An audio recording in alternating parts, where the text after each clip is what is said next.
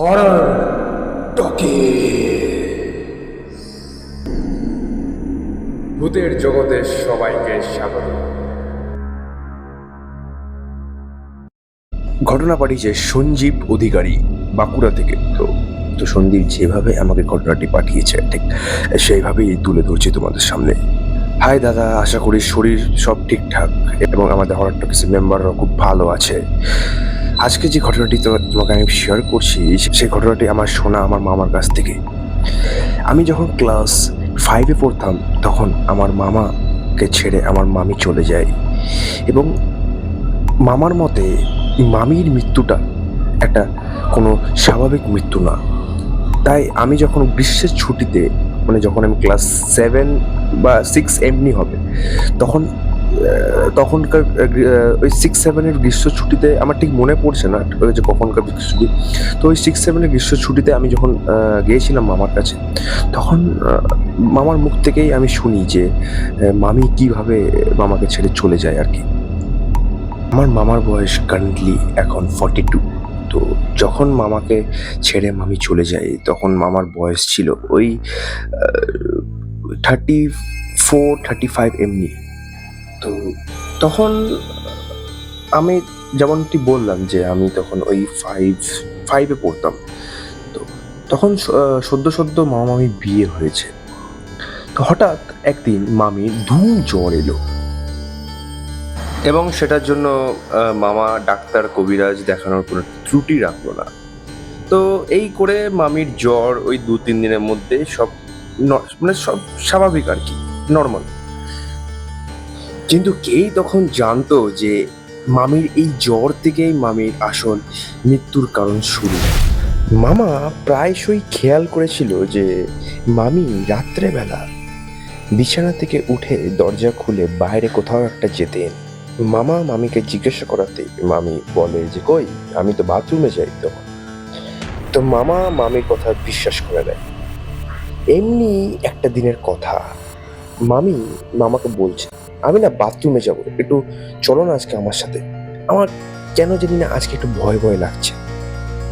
মামা বলে হ্যাঁ চলো, কি আছে চলো। তো মামা দেখলো যে মামি বাথরুম থেকে বেরিয়ে হাতে একটু জল নিয়ে এবং সেই জল একটা বিড়ালের দিকে ছুঁড়ে মারলো এবং তখন বিড়ালটি মেয় মেয় করে ওঠে এবং বেশ কিছুক্ষণ মামির দিকে সমানে চেয়েই থাকে। তারপর মামা মামি দরজা বন্ধ করে শুয়ে পড়ে আর কি। কিছুক্ষণ পর মামা লক্ষ্য করে কেউ যেন মামার পা চাটছে। অন্ধকারে কিছু দেখা যাচ্ছে না। মামা তখন সঙ্গে সঙ্গে বিছানা থেকে এক ঝাপটায় লাফিয়ে লাইট অন করে এবং মামা দেখে যে মামার পায়ের সামনে মামি বসে আছে। মামি তখন মামার দিকে তাকিয়ে কিছুটা হেসে বেড়ালের মতন এসে মামার উপরে আছড়ে পড়ে এবং মামার শরীরে নখ দিয়ে আঁচড়াতে থাকে। এরপর মামা ভয়ে রুম থেকে বেরিয়ে যায় এবং রুমের দরজা বাইরের দিকে লাগিয়ে দেয়। ভেতর থেকে মামি সমানে দরজা ঠকঠক করেই যাচ্ছে। তারপর মামার লোকজন জড়ো করে এই করতে করতে ভোর হয়ে যায়। মামার বুঝতে বাকি থাকে না যে মামির দেহে কোনো অশুভ আত্মা প্রবেশ করেছে। তাই পরের দিন সকালে মামা একজন ওঝাকে ডেকে নিয়ে আসে এবং ওঝাকে সমস্ত ঘটনা খুলে বলে। ওঝা বলে যে ওই বিড়ালের উপর নাকি কোনো দুষ্টু আত্মা ছিল, তাই ওই বিড়ালের উপর জল ছুঁড়ে মারাতে ওই বিড়ালের দুষ্টু আত্মাটা মামির উপর প্রবেশ করে। এরপর ওঝা নিম গাছের ডাল দিয়ে জোরে জোরে মামির গায়ে বাড়ি মারতে থাকে। তখন মামি এক পুরুষের কণ্ঠতে বলে ও আমার গায়ে জল দিল কেন? তারপর ওঝা কোনো রকমে মামির শরীর থেকে ওই দুষ্টু আত্মাটি বের করে এবং আশ্চর্য ঘটনা এই যে আত্মাটি বেরিয়ে যাওয়ার পর আত্মাটি বলে গেল যে ও নাকি আর বাঁচবে না। আত্মাটি মামির শরীরেই যখন এবারে বেরোবে তখনই আত্মাটি বলল যে ঠিক আছে আমি যাচ্ছি, কিন্তু আর বাঁচবে না। তারপর মামি অজ্ঞান হয়ে যায়। তারপর ওঝা মামাকে বলে যে একটু খেয়াল রাখবেন, কারণ এই আত্মাটা নাকি আবার প্রবেশ করতে পারে। এরপর 4 বছর পর মামি আবার সেই জ্বরে আক্রান্ত হয়ে পড়ে এবং মামি মারা যায়। মামা বলেছিল এই 4 বছরে নাকি মামি প্রায়শই জ্বরে ভুগতেন আর কি।